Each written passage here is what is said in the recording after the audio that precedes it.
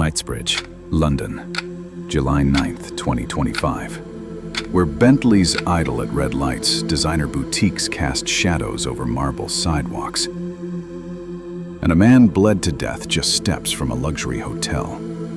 His name was Blue Stevens, 24 years old, a father, a son, a boyfriend, and within 60 seconds, he was stabbed in front of the woman he loved, choked on his own blood while people walked by. What was taken? A gold watch.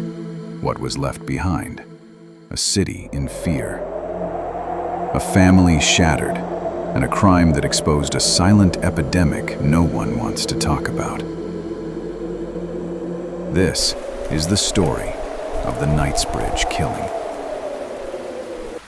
A story where status meant nothing, and luxury became a death sentence. Blue Stevens wasn't a celebrity.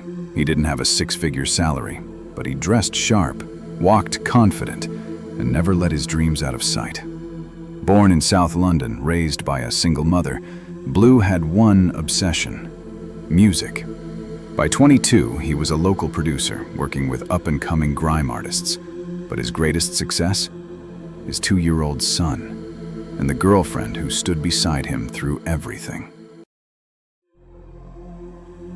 July 9th was supposed to be a celebration. Blue had recently landed a collaboration deal. He and his girlfriend were out in Knightsbridge for a night of food, laughter, and maybe even a toast to the future. But none of them knew they were being watched. At 11:52 p.m., CCTV footage shows Blue and his girlfriend exiting the Park Tower Hotel. They laugh, they hold hands. He's wearing a designer watch, subtle, gold-plated, custom-linked. A gift, maybe borrowed, maybe real, maybe not. 4 figures cross the street minutes later, hooded, faces half covered. They don't break pace. They move like shadows, in formation. A confrontation sparks near the hotel's valet post. Witnesses say they heard shouting, something like, "Run your watch, fam!" Seconds later, a struggle. Blue resists. He steps between the attackers and his girlfriend. Then, a glint of steel, a quick jab to the abdomen. Another, and one more, this one deep, upward, right under the ribcage. He collapses on the spot, and just like that, the street goes silent again, except for the screams. Knightsbridge isn't used to blood. Police arrived in under 5 minutes. Paramedics tried CPR. They couldn't stabilize him. He was pronounced dead at the scene, under the lights of Harrods, within sight of multi-million-pound flats.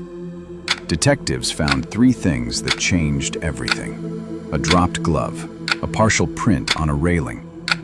They had done it in the most monitored square mile in Britain. And now, Scotland Yard was watching them back. For the next 72 hours, police launched a citywide sweep. Facial recognition matched one of the men to an earlier robbery near Oxford Street. Name, Tyrese Bellamy, 22. 2 more suspects followed. Kaylin Snakes Jory, 19, a known affiliate of a violent West London crew. Jalen Roberts, 23, previously arrested for armed robbery, out on bail. But it was the 4th man who chilled detectives. Deshaun Lomas, 17. No priors, no gang ties, top grades. The youngest of the group, and the one who delivered the fatal stab. Why was he there?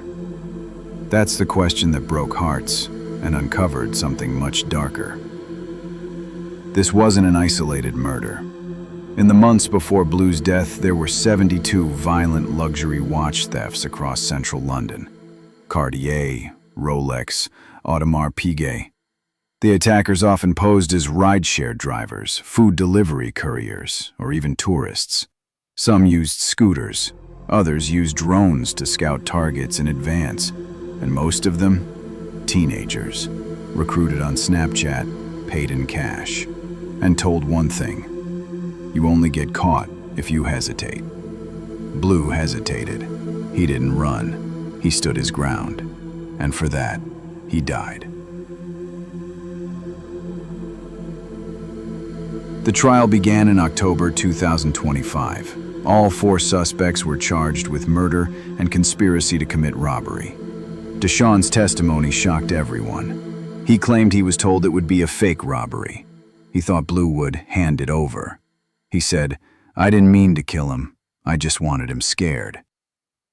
But fear has a funny way of not going where it's told. Blue wasn't scared. He was protecting. And in doing so, he left his son without a father. His girlfriend? She testified while shaking. She said, "He told me to run. I didn't. I watched him fall." The jury deliberated for 6 days. All 4 were found guilty. Deshawn Lomas, sentenced to life with a minimum of 17 years. The others, 24 to 30 years. But for Blue's mother, it wasn't justice. She said, "They took my only boy for something that tells time. He was more than a watch, and no prison will bring him back." Knightsbridge, meanwhile, changed. More patrols, more private guards, but also more fear, because luxury no longer meant safety, and violence had found a home in the heart of the city. Blue Stevens didn't die in a back alley. He died under streetlights worth more than his family's annual rent. He died protecting love, not money. And for that, he became more than a headline. In London today, people still wear gold, but some now look over their shoulder. Some tuck their sleeves down, and some wonder, if I was in his shoes, would I fight too? This was the story of the Knightsbridge Killing, and it asks us one chilling question. When the price of luxury is blood, what's left to steal?